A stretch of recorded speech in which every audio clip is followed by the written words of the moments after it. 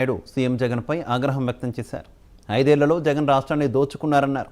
Psycho పాలన వల్ల 10 ఏళ్లు వెనక్కి వెళ్ళిందని మండిపడ్డారు. రాష్ట్రంలో జగన్ చేయలేని అక్రమాలు లేవన్న ఆయన సీఎంగా ప్రమాణ స్వీకారం చేసిన నాటి నుంచి నేటి వరకు ఎలాంటి అభివృద్ధి జరగలేదని విమర్శించారు.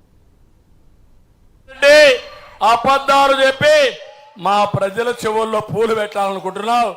ప్రతి ఒక్కరూ ఒక పూ తీసి జగన్మోహన్ రెడ్డి చెవిలో పెట్టి శాశ్వతంగా రాజకీయానికి విరామం ఇవ్వాలి.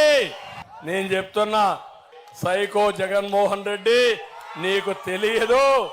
నువ్వు బచ్చాగా ఉన్నప్పుడు గోళీలు ఆడుకుంటా ఉన్నప్పుడు నేను ముఖ్యమంత్రి అయ్యా. మీ నాన్న కంటే ముందే నేను ముఖ్యమంత్రి అయ్యా. ఒకసారి చరిత్ర తిరగరాయి. సమైక్య ఆంధ్రప్రదేశ్ లో కానీ ఈ రాష్ట్రంలో కానీ ఏదైనా అభివృద్ధి అయిందంటే అది తెలుగుదేశం హయాంలో అవునా కాదా అని మిమ్మల్ని అడుగుతున్నా. నేను అడుగుతున్నా, నువ్వు 5 ఏళ్లు ఉన్నావు దిక్కుమాలోడివి. ఎన్నిసార్లు డిఎస్సీలు పెట్టాడు తమ్ముళ్ళు? మళ్ళా ఊరూరు తిరిగి మా తమ్ముడు చెప్తున్నాడు గుండు 0. నా వయసు గురించి మాట్లాడతాడు. నేను ఒక మాట చెప్పా, నా మారిగా 2 గంటలు ఎండలో కూర్చొని మాట్లాడు, నీకు అర్థం వెళ్ళిపోతుంది.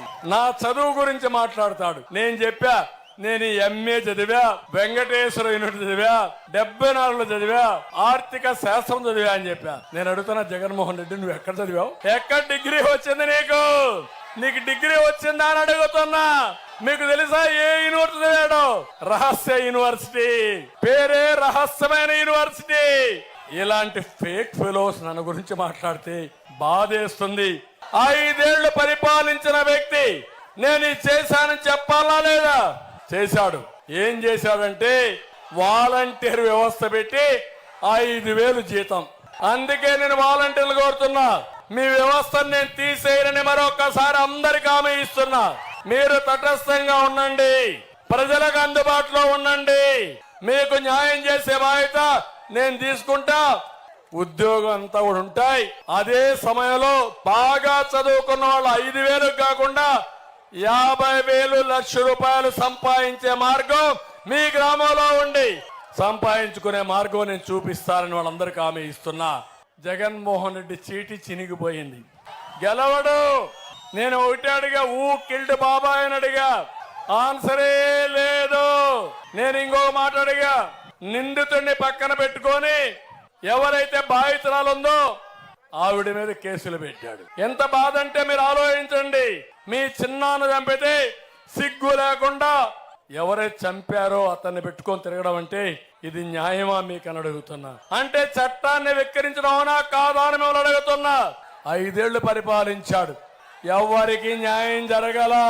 మీకు ఇచ్చేది 10 రూపాయలు, దోచేది ఎంత అని అడుగుతున్నా మిమ్మల్ని. 100 రూపాయలు, అవునా కాదా?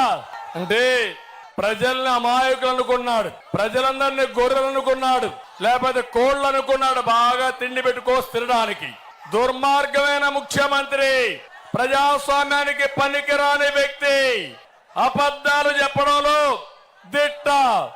ఈరోజు వైఎస్ఆర్ కాంగ్రెస్ పార్టీని ఒక్కసారి చూడండి. ఏ పని చేసినా ఒక స్కీమ్ అంటే అందులో పెద్ద స్కామ్ ఉంటుంది, అవునా కాదా? మీరు చూడండి, మద్యం అన్నాడు, మద్యపాన నిషేధం అన్నాడు. ఏం తమ్ముళ్ళు మద్యపాన నిషేధం చేశాడా? నేను అడుగుతున్నా, 60 రూపాయల మద్యం ఎంత రేటు ఇప్పుడు? 200, అవునా కాదా? రోజంతా కష్టపడతారు, సాయంత్రం ఒక పెగ్గేసుకొని పడుకోవాలనుకుంటారు. మీ బలహీనత అర్థమైపోయింది జగన్మోహన్ రెడ్డికి. జలగమారిగా మీ రక్తాన్ని తాగడానికి కంకణం కట్టుకున్నాడు. ఆ పనే ఈరోజు చేస్తున్నాడు. అది కూడా నాసి రకం జే బ్రాండ్లు. Boom boom president. తమిళనాడులో చౌకగా వస్తుంది, దీనికంటే మంచి బ్రాండ్. పెట్రోల్ కూడా చౌక. జగన్మోహన్ రెడ్డి మీ డబ్బుల్ని దోచేస్తున్నాడని చెప్పి కూడా నేను మీకు తెలియదు.